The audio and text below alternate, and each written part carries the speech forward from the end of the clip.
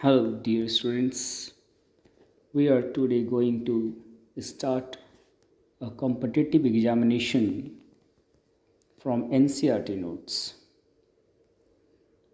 Dear students, हम लोग आज एक जो क्लास स्टार्ट कर रहे हैं इसमें हम लोग सभी कॉम्पिटिटिव एग्जामिनेशंस के लिए अपना प्रिपरेशन करेंगे। दोस्तों, साथ ही मैं बता दूं कि ये फुली एनसीईआरटी बेस्ड क्लासेस है और आप इसको करने के बाद यह पाएंगे कि आप सभी एग्ज़ामिनेशंस में आप 100% अपना परफॉर्मेंस दिखा रहे हैं।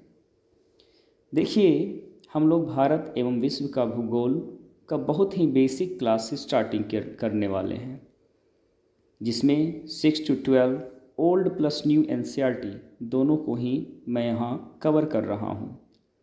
1 by 1 करके हम फ्रॉम बिगनिंग यानी पहले क्लास से लेकर के अंत तक, यानी कि अगर आप यूपीएससी या स्टेट पीसीएस की तैयारी कर रहे हो तो हम लोग इससे बहुत ही फ़ायदा उठा लेंगे।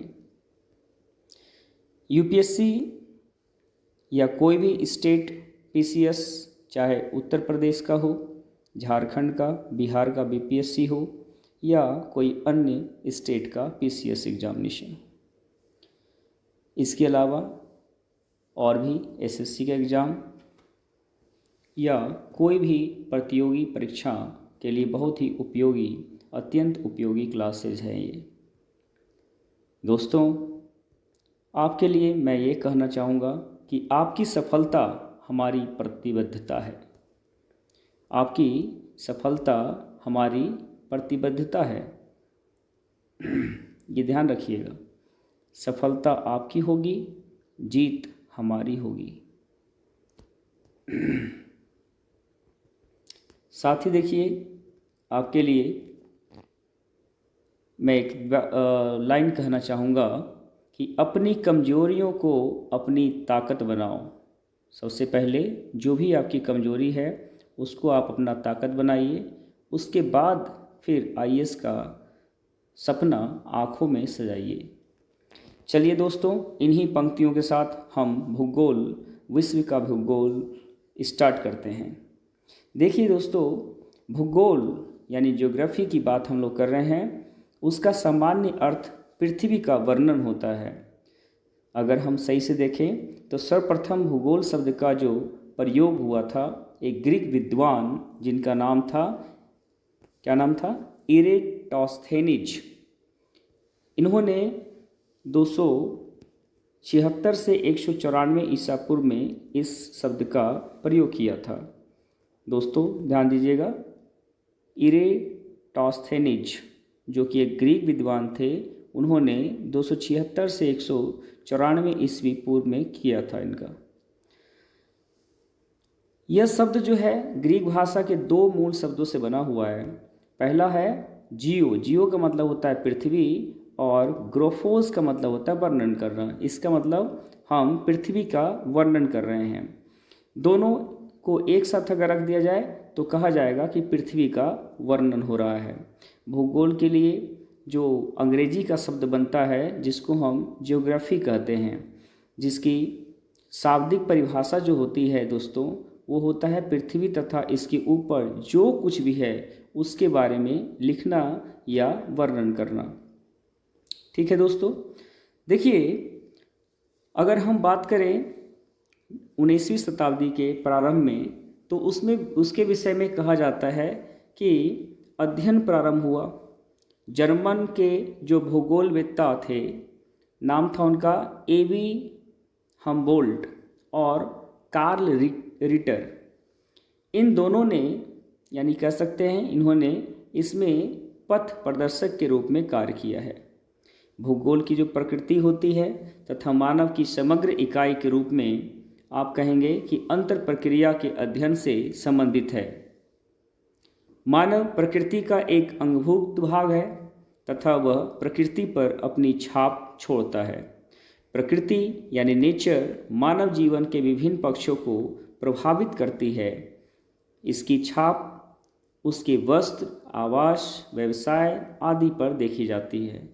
देखिए, अगर हम यहाँ पर एग्जाम्पल लें कि यह अगर हम एक गांव विलेज की बात करें, तो विलेज में जो वहाँ के व्यक्ति होते हैं, उनका मानव जीवन होता है, उनका किस प्रकार से आवास होता है, उनका पहनावा क्या होता है, किसी भी पर्टिकुलर जहाँ भी आप रहते हो आसपास के किसी शहरी क्षेत्र और किसी ग्रामीण क्षेत्र को आप कंपेयर करके देख सकते हैं। जो मानव है उसमें अनुकूलन यानी कि एडप्शन की बात हम करें तथा मॉडिफिकेशन की बात करें तो उसके माध्यम से ही प्रकृति से समझौता किया जाता है। एडप्शन मतलब ऐसे मान लीजिए कि गांव का कोई व्यक्ति आया शहर में, तो क्या वो तुरंत में एडजस्ट कर जाएगा? नहीं दोस्तों, उसको टाइम लगेगा। टाइम जो कि बहुत ही इम्पोर्टेंट है। समय के साथ साथ वो अपने अंदर परिवर्तन लाएगा, ठीक है, और मॉडिफाई करते रहेगा अपने आप को। तो ये भी एक तरीके से अगर हम आज से 100 साल पहले की बात करें, 100 ईयर्स पहले की बात करें, तो उस समय का जो भी हमारा अर्थ था या जिस तरीके से हम लोग यहाँ पर रहते थे, यहाँ का मौसम था, और आज का देखा जाए तो आज का जो मौसम है उसमें काफ़ी परिवर्तन हुआ है। तो इस तरीके से हम कह सकते हैं कि प्रकृति मानव के जीवन के विभिन्न पक्षों को प्रभावित करती है। ठीक है, चलिए दोस्तों आगे बढ़ते हैं। अगर हम बात करें कि ज्योग्राफी के कुछ डेफिनेशंस की बात करें, परिभाषा की बात करें, तो कुछ डेफिनेशंस हमारे पास आते हैं, जिसमें सबसे पहला नाम आता है रिचर्ड का, रिचर्ड हार्टसन। उन्होंने या उनके अनुसार भूगोल का उद्देश्य धरातल की प्रादेशिक या क्षेत्रीय भिन्नता का वर्णन और व्याख्या करना था। ठीक है, रिचर्ड एक भूगोलवेत्ता थे। उनके अनुसार भूगोल का उद्देश्य धरातल की प्रादेशिक कहिए या फिर क्षेत्रीय भिन्नता का वर्णन एवं व्याख्या करना है। दूसरे साइंटिस्ट की बात करें हम तो यहाँ पर अल्फ्रेड हैटनर हैं। उनके अनुसार भूगोल धरातल के विभिन्न भागों में कारणात्मक रूप से संबंधित तथ्यों में भिन्नता का अध्ययन करता है। मतलब जो डिफरेंस बताता है उसकी बात हो रही है यहाँ पर। देखिए, मानव पर्यावरण के संबंध के रूप में अगर हम भूगोल की बात करें तो एक ही बार में आप जाइए 20वीं शताब्दी की बात करिए।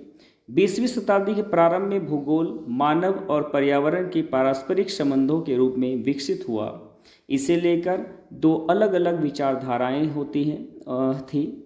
पहला विचारधारा था संभावनावाद यानी पॉसिबिलिज्म की।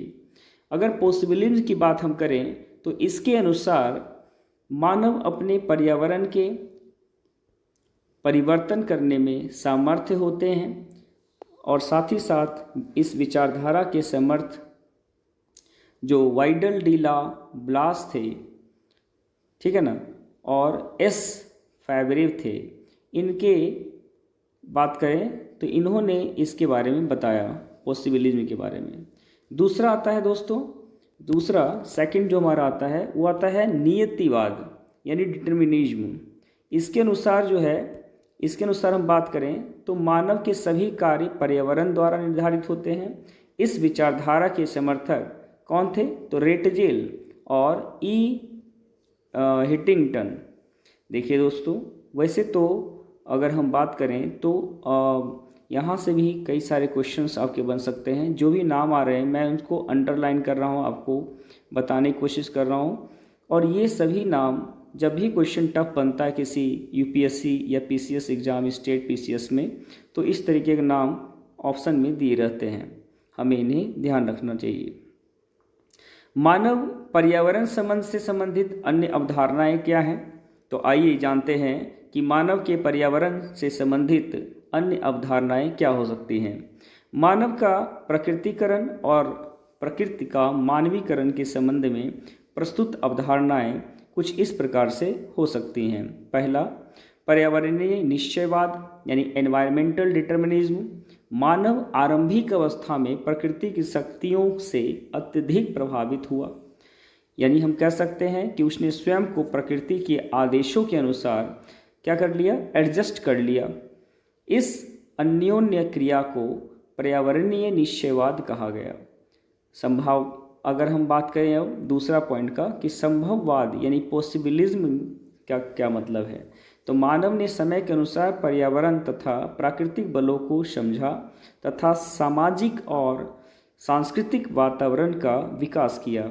इसे ही हम संभववाद नाम दिया गया है, यानी इसको हम संभववाद के नाम से जानते हैं। ठीक है, ओके। नेक्स्ट हमारा आता है नव निश्चयवाद, यानी कि न्यू डिटर्मिनेशन क्या है।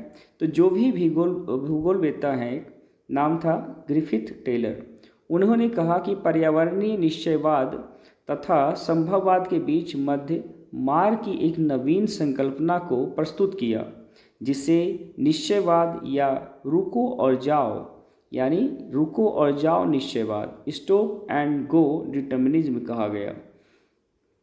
ये नाम आपके लिए इम्पोर्टेंट हो सकता है। ग्रिफिथ टेलर यानी कि नव निश्चयवाद, न्यू डिटर्मिनिज्म के जो भूगोलवेत्ता थे उनका नाम था ग्रिफिथ टेलर।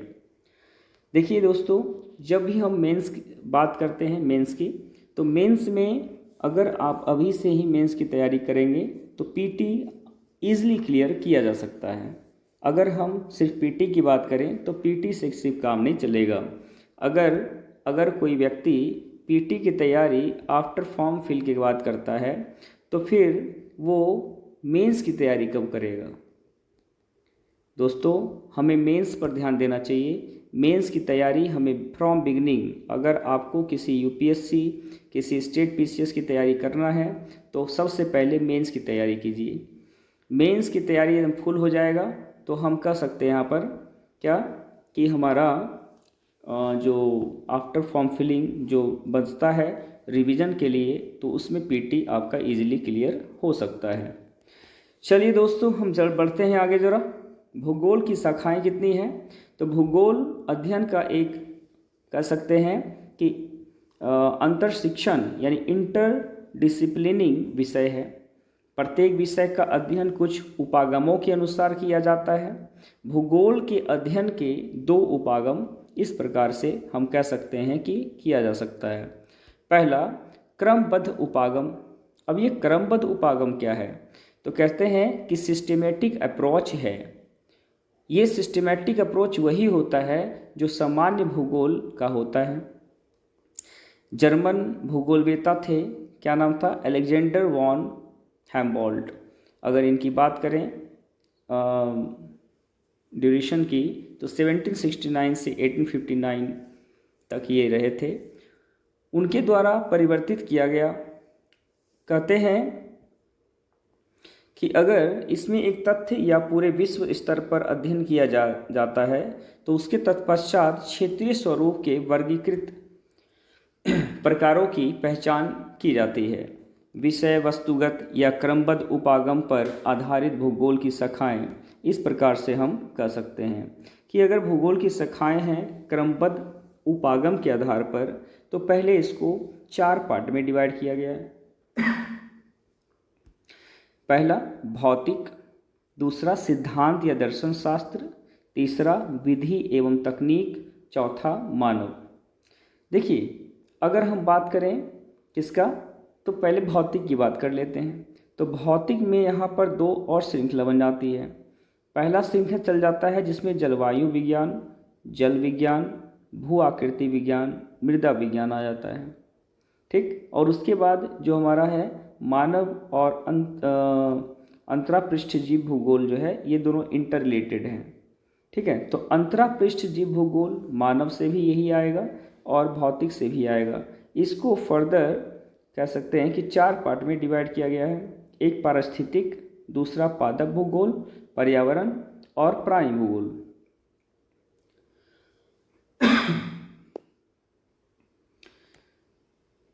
चलिए अब हम बात करते हैं कि सिद्धांत या दर्शन शास्त्र जो है इसको कितने पार्ट में डिवाइड किया गया है। तो ये 2 हैं दोस्तों। भौगोलिक चिंतन करना, यानी जो भी हमारे आसपास में सराउंडिंग में हो रहा है उसके बारे में विचार कीजिए कि भौगोलिक यानी कि जो हमारा ज्योग्राफी है अर्थ का, वो किस तरीके से चेंज होता है, या अगर आप देखें किसी पर्टिकुलर रीजन का क्लाइमेट जो कि 10 वर्ष, 5 वर्ष, 15 वर्ष में चेंज होता है, उसका चिंतन हमें करना चाहिए। दूसरा है मानव पारिस्थितिक यानी कि भू एवं मानव पारस्परिक क्रिया। ये दोनों सिद्धांत या दर्शन शास्त्र की जो है विधि है। दूसरी बात करें तो विधि एवं तकनीक। विधि एवं तकनीक में मानचित्र का मात्रात्मक तकनीक, क्षेत्रीय सर्वेक्षण विधि और भू सूचना आता है, जिसमें भू सूचना फर्दर 3 पार्ट में यहाँ पर डिवाइड हो जाता है। पहला GIS, GPS और LIS। ठीक है, इसको हम आगे कवर करेंगे दोस्तों। नेक्स्ट आता है मानव। मानव की बात करें तो यहाँ पर सामाजिक एवं सांस्कृतिक की बात हो रही है। मानव मतलब हम और आप। जब बात होती है तो सबसे पहले हम लोग समाज में रहते हैं, हमारी संस्कृति ही हमारी पहचान है। ठीक है, दूसरा आता है कि हमने या हमारे पूर्वज ने का इतिहास क्या है, ऐतिहासिक। तीसरा आता है जनसंख्या एवं बस्ती। जनसंख्या एवं बस्ती कहने का मतलब क्या हो गया कि कहाँ हम रहते हैं, वहाँ का आबादी कितना है। फिर दूसरा आता है राजनीतिक एंड कह सकते हैं कि पांचवा जो है वो आर्थिक आता है दोस्तों। तो ध्यान देने वाली बात है कि जनसंख्या एवं बस्ती की जो बात आती है वो फर्दर 2 पार्ट में डिवाइड हो जाएगा, क्योंकि जनसंख्या और बस्ती हम 2 तरीके से बसाते हैं, नगरीय और ग्रामीण। अब नगरीय और जो ग्रामीण है इस तरीके से हमारा 2 तरीके से जनसंख्या और बस्ती विकसित होता है। लेकिन अगर हम बात करें आर्थिक की, तो आर्थिक का जो डिवीज़न है वो किस प्रकार से हो जाएगा, तो इसके भी कई स्रोत हो सकते हैं। जैसे आर्थिक में कृषि मदद करेगा, औद्योगिक कंपनीज की बात करें, पर्यटन जो भी हमारे मोन्यूमेंट्स हैं या स्थल हैं जहाँ पर लोग विदेशी लोग आते हैं घूमने के लिए, उनसे भी आर्थिक समस्या समाधान होता है। उसका आता है व्यापार। व्यापार की बात करें तो जो भी बिजनेस है तो व्यापार एवं परिवहन दोनों को एक ही पार्ट में रख सकते हैं। एंड उसके बाद आता है अवसंरचना। अवसंरचना और लास्ट में आती है सेवाएं। ये सभी जो हैं वो आर्थिक रूप से मानव को मजबूत बनाता है और ये भी भूगोल की अब शाखाएं हैं, इसको हम क्रमबद्ध उपागम के आधार पर डिवाइड किए हैं। अब दोस्तों भौतिक भूगोल जो है उसकी क्या मतलब है, तो भौतिक भूगोल का मतलब होता है भू आकृतिक विज्ञान। यानी इसमें हम कहें कि भौतिक भूगोल को हम अलग तरीके से डिफाइन कर सकते हैं या उसको कैटेगराइज कर सकते हैं। जैसे इसको हम 4 पार्ट में रखेंगे। किसको, भौतिक भूगोल को। भौतिक मतलब फिजिकल ज्योग्राफी।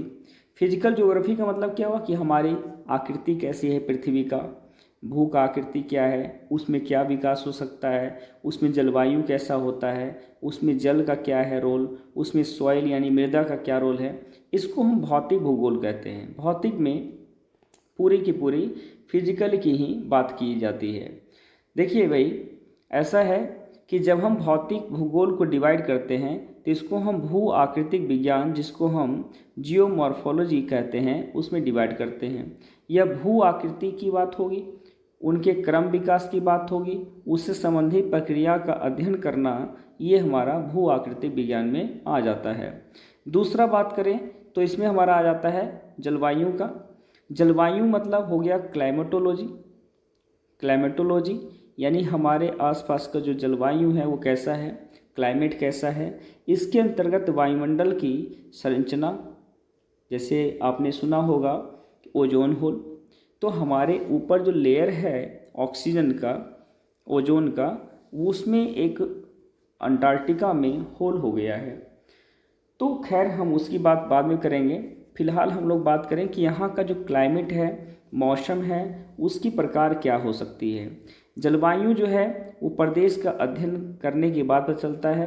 अगर आप जम्मू एंड कश्मीर जाएं तो वहाँ का जलवायु कुछ और है। अगर आप बिहार जाएं या फिर साउथ इंडिया में जाएं या किसी भी देश के, हमारे भारत के किसी भी राज्य में जाइए, क्या सब जगह सेम जलवायु क्लाइमेट होगा? बिल्कुल नहीं, सब जगह का क्लाइमेट अलग अलग होगा।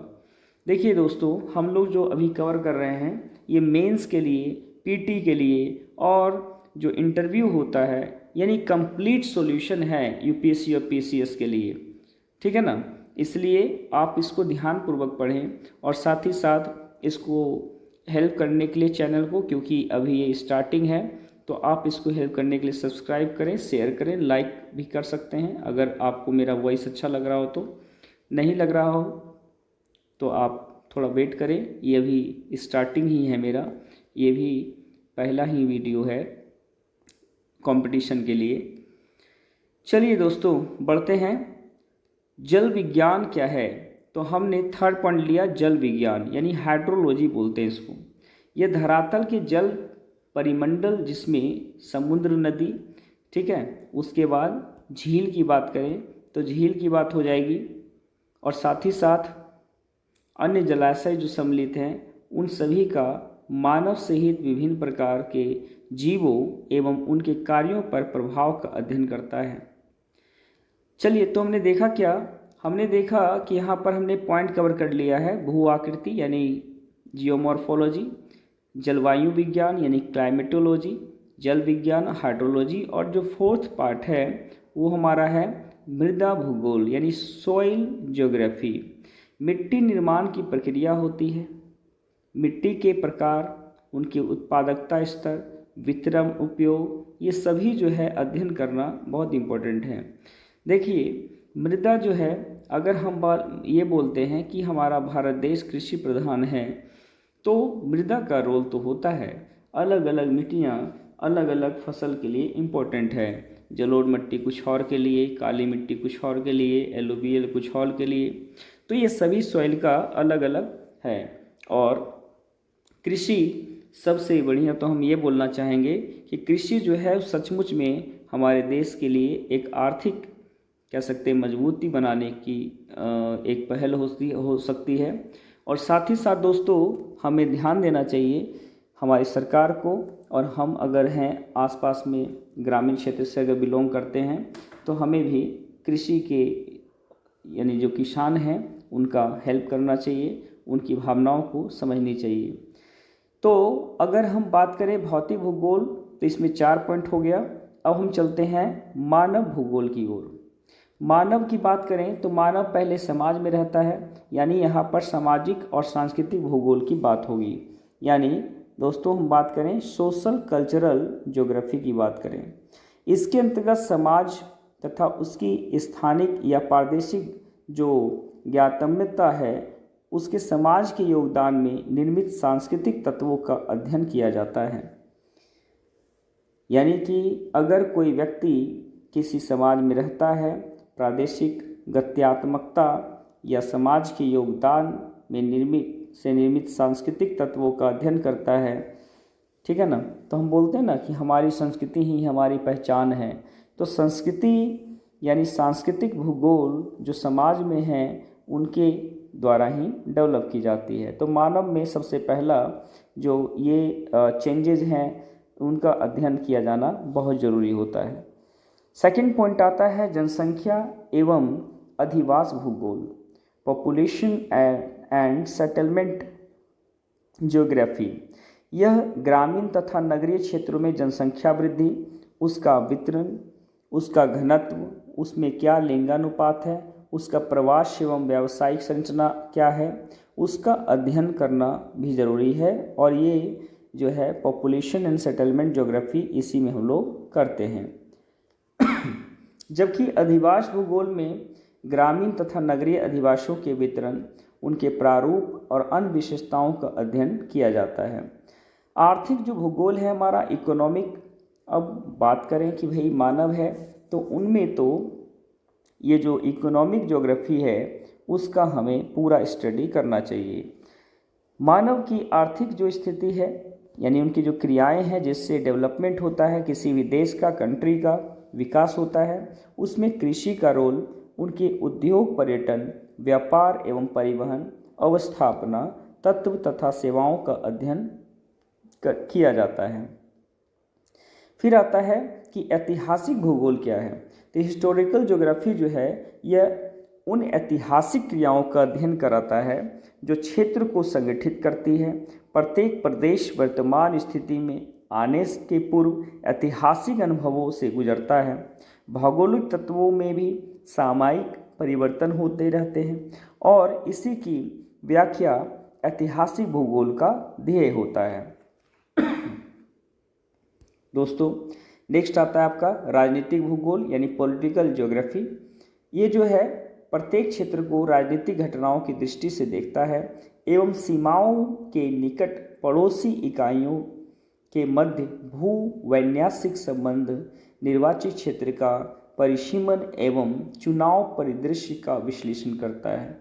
साथ ही जनसंख्या के राजनीतिक व्यवहार को समझने के लिए सैद्धांतिक रूपरेखा विकसित करता है। इसके बाद चलते हैं हम मानव के बाद सीधे जीव भूगोल पर। भौतिक भूगोल एवं मानव भूगोल के अंतरापृष्ठ यानी ये इंटरफेस है, उसके फलस्वरूप जीव भूगोल का क्या कहते हैं कि अभ्युदय हुआ है। इसके अंतर्गत भी बहुत सारी शाखाएं होती हैं, जैसे जीव भूगोल होगा यानी जियोग्राफी। इसमें पशुओं, उनके निवास के क्षेत्र, स्थानिक स्वरूप एवं भौगोलिक विशेषताओं का अध्ययन किया जाता है। फिर आता है वनस्पति भूगोल यानी प्लांट ज्योग्राफी, जिसमें हम लोग इसके प्राकृतिक वनस्पति का, उसके निवास क्षेत्र के स्थानिक प्रारूप का अध्ययन करते हैं। एंड थर्ड नेक्स्ट आता है इकोलॉजी यानी कि पारिस्थितिक विज्ञान। इसमें प्रजातियों के निवास स्थिति क्षेत्र, उसका वैज्ञानिक अध्ययन क्या है, वो सब हम लोग करते हैं। फिर आता है आपका पर्यावरण भूगोल एनवायरमेंटल ज्योग्राफी। संपूर्ण विश्व में पर्यावरण प्रतिबोधन के फलस्वरूप पर्यावरणीय समस्याओं जैसे भूमिह्रास, प्रदूषण, संरक्षण की चिंता, इन सभी अनुभवों को किया गया। इसके अध्ययन हेतु इस शाखा का विकास किया गया। ये हमारे लिए सबसे इम्पॉर्टेंट पॉइंट है, जिसमें हम लोग एनवायरमेंटल ज्योग्राफी की बात करते हैं। तो हम लोग अभी बात कर रहे थे किसका, कौन से चल रहा था हमारा उपागम, तो ये क्रमबद्ध उपागम था। क्रमबद्ध उपागम के बाद हम लोग दोस्तों चलेंगे प्रादेशिक उपागम। प्रादेशिक उपागम देखिए क्या है, इसमें रीजनल अप्रोच की बात की जाती है। उसका विकास जो है वो किसने किया, तो हमबोल्ट के समकालीन ही एक जर्मन भूगोलवेता थे, जिनका नाम क्या है, तो कार्ल रिक्टर है। देखिए दोस्तों, अब यहाँ पर दोनों ही जर्मन के हैं।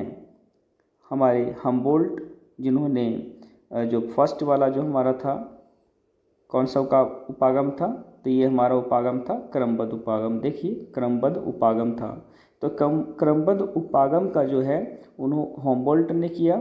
और हम लोग अब बात करें प्रादेशिक उपागम का, तो उन्हीं के समकक्ष समकालीन दूसरे जर्मन भूगोलवेता थे कार्ल रिटर। इनका जो जीवन काल है वो 1779 टू 1859 ईस्वी माना जाता है, उनके द्वारा किया गया है। कहते हैं कि इसमें विश्व को विभिन्न पदानुक्रमिक स्तर के प्रदेशों में विभक्त किया जाता है और फिर एक विशेष प्रदेश में सभी भौगोलिक तथ्यों का अध्ययन किया जाता है। प्रादेशिक उपागम पर आधारित भूगोल की जो शाखाएं हैं वो 4 हैं। कौन कौन सी हैं, तो ये पहला हमारा आता है भूगोल की शाखाएं प्रादेशिक अध्ययन, क्षेत्रीय अध्ययन। फिर आता है प्रादेशिक विकास, प्रादेशिक विश्लेषण और प्रादेशिक योजना। ये प्रादेशिक उपागम के आधार पर किया गया है भूगोल की शाखाएं। अब भूगोल की जो शाखाएं हैं प्रादेशिक अध्ययन वाला, इसमें स्थूल प्रादेशिक उपागम हमारा आता है, फिर आता है मध्य प्रादेशिक अध्ययन और फिर थर्ड आता है सूक्ष्म प्रादेशिक अध्ययन। स्थूल का मतलब होता है, स्थूल का मतलब हो गया एक जगह रहने वाला, जो पहले से था, अभी भी है और आगे भी रहेगा। फिर आता है मध्य प्रादेशिक। मध्य प्रादेशिक में कुछ डेवलपमेंट देखी जाती है। और फिर आता है माइक्रो मतलब जो अब विकास हो रहा है, पहले विकास नहीं हुआ, अब धीरे धीरे विकास हो रहा है, तो इसको हम सूक्ष्म प्रादेशिक अध्ययन में लेते हैं। इसी में प्रादेशिक विकास आया कि प्रदेश में किस तरह से विकास हो रहा है, हमारे देश में कैसा विकास हो रहा है, या किसी और कंट्री में कैसे विकास हो रहा है। फिर आता है कि अगर ये विकास हो रहा है तो उसका विश्लेषण कैसे किया जाए, तो उसके विश्लेषण की बात हो गई। फिर इसमें योजना कैसे बन रही है, योजना में देश ग्रामीण योजना आता है या शहरी योजना भी आ सकता है। भूगोल की प्रमुख शाखाएं हैं, अब ये शाखाएं जो हैं दोस्तों, उसमें वृहद, मध्यम, लघु स्तरीय प्रादेशिक और क्षेत्रीय अध्ययन किया जाता है। ग्रामीण क्षेत्र नियोजन तथा शहर एवं नगर नियोजन सहित प्रादेशिक नियोजन, ये सभी भूगोल की प्रमुख शाखाएं हैं। प्रादेशिक विकास कैसे हुआ, प्रादेशिक विवेचना विश्लेषण कैसे हुआ, दो ऐसे पक्ष हैं जो सभी विषयों के लिए उभयनिष्ठ या सर्वनिष्ठ हैं। ये कौन से हैं? तो यह है दर्शन यानी कि फिलॉसफी। फिलॉसफी में क्या करते हैं? तो फिलॉसफी एक भौगोलिक चिंतन किया जाता है जिसमें भूमि एवं मानव अंतर प्रक्रिया या मानव पारिस्थितिकी की बात की जाती है। अब हम बात करें विधि तंत्र एवं तकनीकी का, मेथड एंड ट्रेनिंग का। तो मेथड एंड ट्रेनिंग में सामान्य एवं उपागम आधारित मानचित्रण होता है। परिमाणात्मक तकनीक सांख्यिकी तकनीक होता है। क्षेत्र सर्वेक्षण विधियां होती हैं। भू सूचना विज्ञान तकनीक जैसे कि दूर संवेदन तकनीक, भौगोलिक सूचना तंत्र, वैश्विक स्थिति तंत्र, ये सभी इसी में आती हैं। इस प्रकार से अगर हम देखें तो उपयुक्त विवरण भूगोल की शाखाओं की विस्तृत रूपरेखा प्रस्तुत करता है। भौतिक भूगोल एवं उसका महत्व क्या है? तो भौतिक भूगोल में भूमंडल यानी कि लिथोस्फीयर, वायुमंडल एटमॉस्फेयर, जलमंडल हाइड्रोस्फीयर, जैवमंडल बायोस्फीयर, इन सभी का अध्ययन किया जाता है। ठीक है ना। भौतिक भूगोल में यानी कि जो फिजिकल ज्योग्राफी है उसमें हम लिथोस्फीयर यानी भूमंडल, एटमॉस्फेयर और हाइड्रोस्फीयर और बायोस्फीयर, इन सभी का स्टडी करते हैं। भूमंडल में क्या होता है भाई? तो इसमें भू की आकृतियाँ यानी कि लैंडफॉर्म कैसा है, ठीक है, ड्रेनेज कैसा है, रिलीफ कैसा है, इन सभी का अध्ययन किया जाता है। वायुमंडल की बात करें तो इसमें इसकी जो बनावट है यानी कंपोजिशन क्या है। अगर हम अपने वायुमंडल की बात करें तो हमारे वायुमंडल में क्या है भाई? तो ऑक्सीजन है, कार्बन डाइऑक्साइड है, और जो पेट्रोलियम प्रोडक्ट जलता है उससे नाइट्रेट,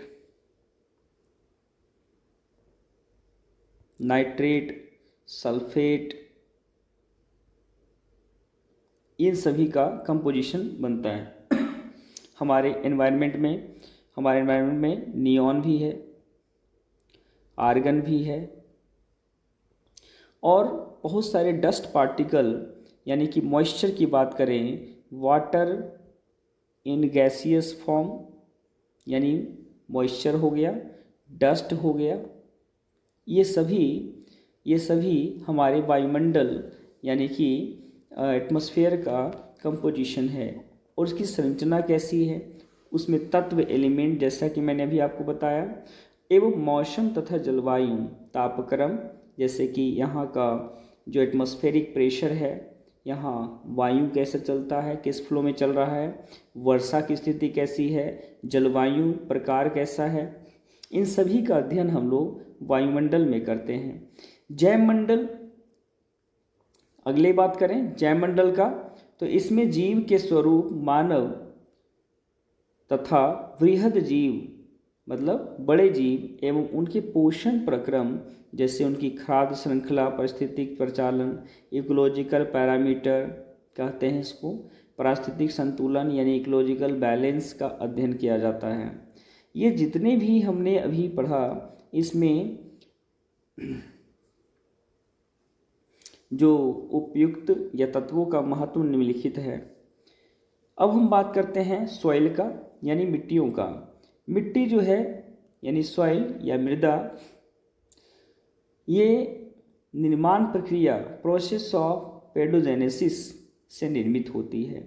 वे मूल चट्टानें जैविक प्रक्रिया एवं कालावधि टाइम पर निर्भर करती हैं। कालावधि मिट्टियों का परिपर्क प्रदान करती है।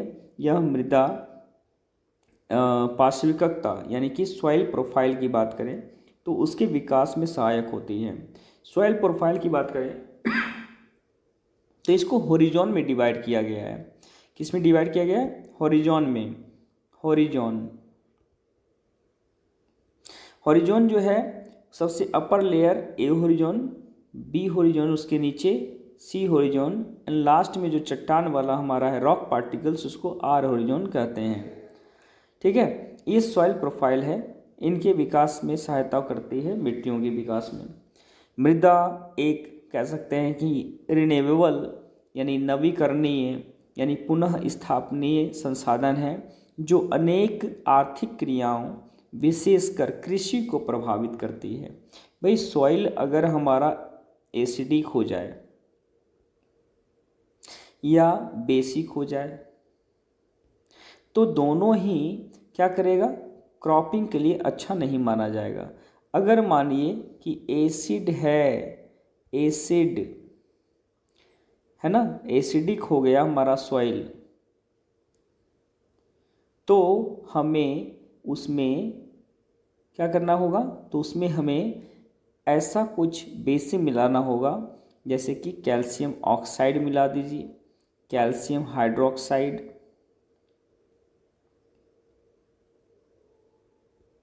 इनसे क्या होगा कि सॉइल जो हमारा है वो न्यूट्रल हो जाएगा और फिर से क्रॉपिंग के लिए अवेलेबल रहेगा। ठीक है, तो ये कृषि को प्रभावित करती हैं। मृदा पौधों, पशुओं एवं सूक्ष्म जीवाणुओं के धारक जीवमंडल के लिए आधार प्रदान करती है। भाई कोई पेड़ कहाँ रहेगा, हवा में रह सकता है क्या, नहीं रह सकता, उसके लिए तो सॉइल चाहिए ना। और सॉइल कैसा होगा, तो वो सॉइल के नेचर पर प्लांट डिपेंड करता है। ज़रूरी नहीं है कि हर एक टाइप का जो ट्री है, प्लांट है, वो हर एक मृदा यानी सॉइल में हो सकता है। अगर हम बात करें जम्मू कश्मीर का, तो वहाँ कुछ किसी और प्रकार का जो पौधा है वो अच्छा डेवलप होगा, है ना। इसी प्रकार से अगर हम केरल यानी साउथ इंडियन की बात करें, तमिलनाडु, केरल, कर्नाटक, तो वहाँ पर नारियल का देखते होंगे, इनका अच्छा क्रॉपिंग यानी फसल हो सकता है, पौधा होता है। ऐसे ही हम और अगर हम नॉर्थ इंडिया की बात करें, बिहार, झारखंड, यूपी की बात करें, ठीक है ना, तो यहाँ पर और ही टाइप का मृदा होता है। तो जो सॉइल है उस पर जो पौधे हैं, पशु हैं या और भी जो सूक्ष्म जीवाणु हैं, उनके लिए एक बेस है, उसी पर हम लोग रहते हैं, पौधे रहते हैं, पेड़ पौधे रहते हैं और इकोसिस्टम का डेवलपमेंट होता है। भू आकृतियाँ यह मानव क्रियाओं हेतु आधार प्रदान करती है। मैदानों का प्रयोग कृषि कार्य के लिए होता है। पठारों में वन तथा खनिज संपदा विकसित होते हैं। बोलते हैं कि पर्वत चारागाह पर्यटक स्थलों के रूप में देखे जाते हैं तथा नदियों को जल यहीं से प्राप्त होता है। जलवायु की बात करें तो ये घरों के प्रकार, वस्त्र तथा भोजन को प्रभावित करती है।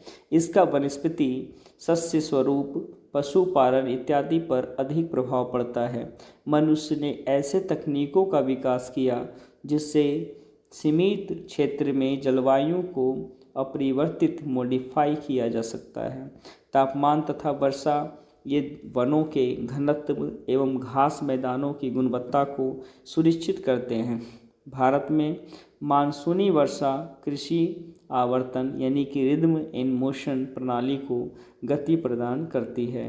वर्षा भूमिगत जलधारक प्रस्तर यानी एक्वाफायर को पुनरावेशित या रिचार्ज कर कृषि एवं घरेलू कार्यों के लिए जल की उपलब्धता को संभव बनाती है। समुद्र ये संसाधनों के भंडार हैं। मछली एवं अन्य समुद्री भोजन के अतिरिक्त यह खनिजों की दृष्टि से भी संपन्न है। भारत ने समुद्री तल से मैंगनीज पिंड यानी मैंगनीज नोड्यूल्स एकत्रित करने की तकनीक विकसित कर ली है। बोलते हैं कि भौतिक भूगोल प्राकृतिक संसाधनों के मूल्यांकन, इवोल्यूशन तथा प्रबंधन यानी कि मैनेजमेंट से संबंधित एक विषय के रूप में विकसित हुआ है। इस प्रकार में भौतिक पर्यावरण तथा मानव के मध्य जो संबंध है उसको समझना आवश्यक है। भौतिक पर्यावरण संसाधन प्रदान करता है एवं मानव इन संसाधनों का उपयोग बेहतर भविष्य के लिए करता है। दोस्तों, मैं आपके लिए इसी प्रकार का जो है कंटिन्यू लाता रहूँगा वीडियो। बस आपसे थोड़ा बस यही गुजारिश है कि मेरी मेहनत पर थोड़ा सा कमेंट, शेयर, लाइक करें ताकि मैं और इनकरेज होऊं और अच्छा वीडियो और अच्छा नोट्स आपको मैं प्रोवाइड करूं। ये जो वीडियो में नोट्स है ये मैं आपको टेलीग्राम जो है चैनल उस पर शेयर कर दिया जाएगा, वहाँ से आप इसको डाउनलोड कर सकते हैं फॉर फर्दर स्टडी। ओके दोस्तों, थैंक यू। जय हिंद, जय भारत।